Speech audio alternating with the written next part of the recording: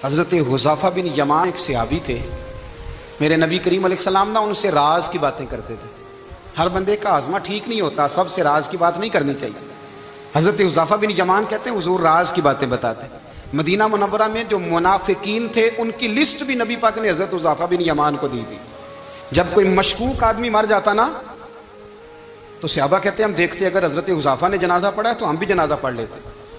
नबी पाक ने भी कुछ जनाजे नहीं पढ़े, तिरमिज़ी में है, फरमाया उस्मान से जो बुग़्ज़ रखे उसका जनाजा नहीं पढ़ेंगे। हज़रत हुज़ैफ़ा बिन यमान अगर जनाजा पढ़ते तो लोग पढ़ते, वो ना पढ़ते तो लोग जनाजा ना पढ़ते। हज़रत हुज़ैफ़ा बिन यमान कहते हैं जनाब उमर फारूक की खिलाफत के आखिरी अय्याम थे, कुछ दिनों के बाद वो शहीद हो गए।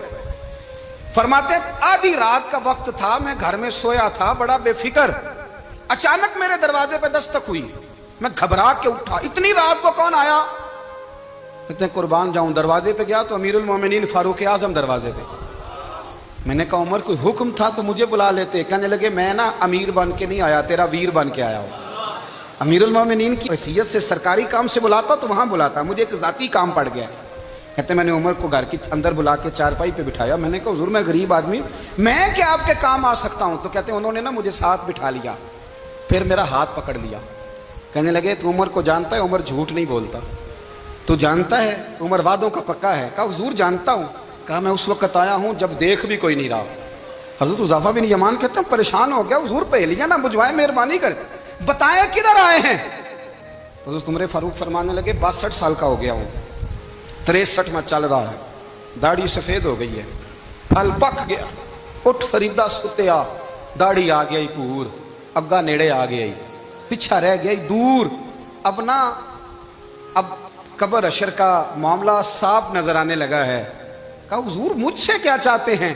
हज़रत उमर रो पड़े, कहने लगे आज मैं इशा के बाद निकला हूं तो नबी पाक के सहाबा मुझे नेक कह रहे थे, फिर मैंने बच्चों की माँ से और बच्चों से भी पूछा है, वो भी मुझसे राजी हैं, पर हुज़ैफ़ा तेरे साथ नबी पाक राज की बातें करते थे, सच बता कहीं उमर का नाम मुनाफिकों में शामिल तो नहीं? सच बताओ उन मुनाफिकीन में तो शामिल नहीं, कहीं ऊपर ऊपर से तो नहीं सारा कुछ? हज़रत हुज़ैफ़ा बिन यमान कहते हैं मैं बाप के मरने पे इतना नहीं रोया जितना उमर के सवाल पे रोया। मैं कदमों में बैठ गया, मैंने कहा नहीं उमर ये तो मैंने नहीं सुना, लेकिन ये मैंने नबी पाक से ज़रूर सुना है कि मेरे बाद अगर कोई नबी होता तो उमर इब्ने खत्ताब होता। ये मैंने अपने कानों से सुना है कि उमर जिस गली से गुजरे शैतान रास्ता बदल जाता है।